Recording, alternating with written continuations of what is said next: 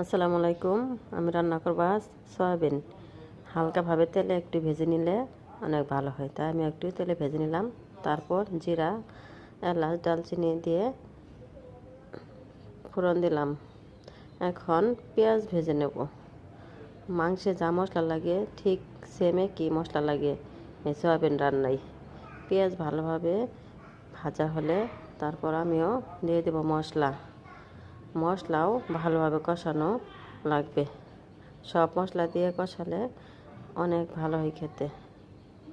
Same মাংসের মশলাই লাগবে soybean রান্নায়। আমিও ঠিক সেম মাংসের মশলা দিলাম, আদা বাটা থেকে শুরু করে সব কিছুই সুন্দর করে মশলা লাল লাল করে ভেজে নিলাম। এখন দিয়ে দেব হালকা একটু পানি। এখন সয়াবিনগুলো দিয়ে আবার ভালোভাবে কষিয়ে নেব। অনেকক্ষণ কষানো হলে আবার একটু পানি দিয়ে দিতে হবে।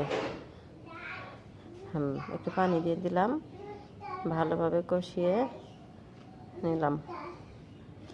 একটু কষানো হলে তারপর আবার একটু পানি দিয়ে দেব। পানি দেওয়া হলে নাড়াচাড়া করে 20 মিনিটের মতো রান্না করে নেব। রান্না করে নিলেই আমার সয়াবিন রান্না হয়ে যাবে। রুটি বা ভাত দিয়েও খাওয়া যায়, তবে হিন্দুরা এটা বেশি আমি 2-3 বার ট্রাই করেছিলাম।